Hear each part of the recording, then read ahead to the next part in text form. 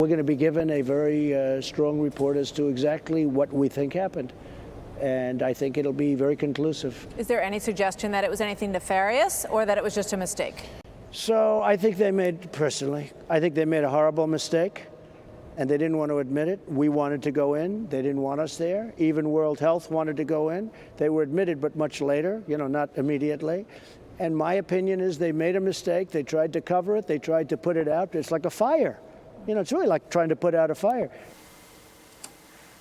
Let's bring in Newt Gingrich, Fox News contributor and former Speaker of the House and author of Trump versus China, Facing America's Greatest Threat. Good morning to you. Good morning.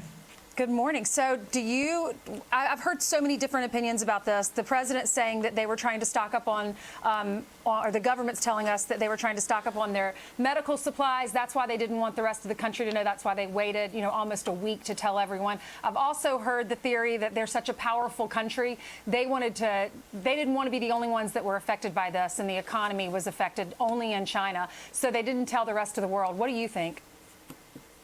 Well, I think we don't know some of their motivation, but we know what they did. And I think if the Chinese wanted to clear this up, the dictatorship could allow American and other Western scientists and medical doctors to visit Wuhan, to visit the labs, to interview the people involved. I think Secretary Pompeo was almost certainly right when he said that the preponderance of evidence now is that it came out of the military labs. It did not come out of the markets. And if that's true, that raises some very serious questions. There's been a long period of people warning about the Chinese labs, that they're very badly run, they're very unstable, that people have a real propensity to leak out of them. And you have to recognize, you're talking about probably by the time this is over, more than 400,000 people worldwide will have died because of the Chinese dictatorship. This is directly the fault of the dictatorship, which as early as November had its first cases, and as early as the middle of December began to realize that there was an epidemic in Wuhan, and lied to the entire planet until very late January, and has never allowed any of the Western scientists or doctors to come into Wuhan and find out what happened. So I think the burden of proof is on the Chinese, and I think that, frankly, the Congress ought to be holding hearings on this. We ought to be adopting legislation to allow Americans to sue the Chinese government for their loved ones. And we ought to be looking at reparations from China. I think the Germans have indicated they think the Chinese owe them $149 billion for the damage they did to the German economy. The amount here would be incalculably bigger.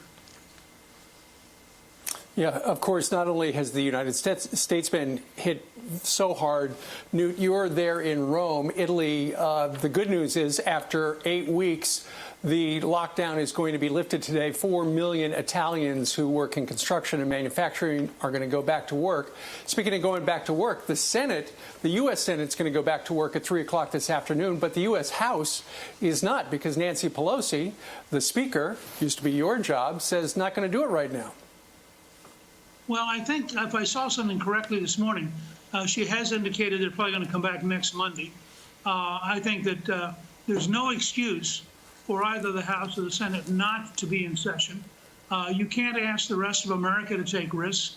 Every truck driver, every grocery store clerk, every first responder, millions of Americans are taking risks.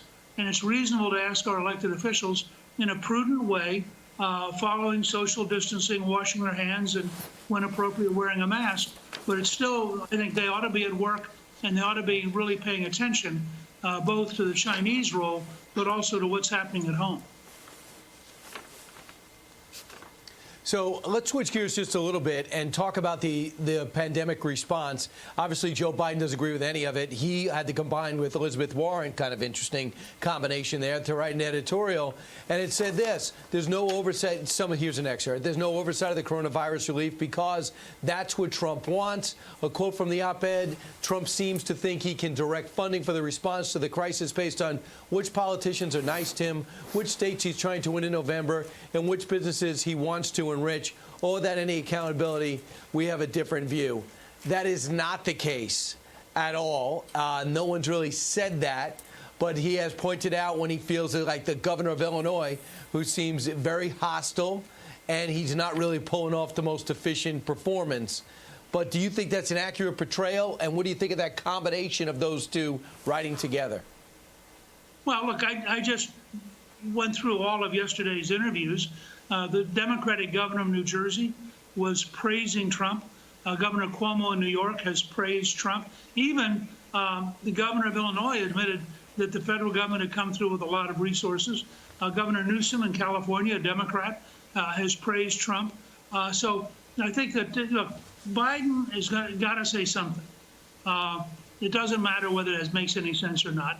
And I think he's in a difficult spot right now. So I think he's, you have to assume he'll attack the president. But the fact is, when the president correctly cut off travel from China, it was Biden who attacked him and said it was racist, it was xenophobic. So Biden's got to look back and say, was Trump right? I think everybody agrees he was. Was Trump right, or should we have followed the Biden policy of allowing another couple 100,000 Chinese to fly in, bringing with them the pandemic? All right, Newt, thank you so much for joining us. Good to be with you. Thank you.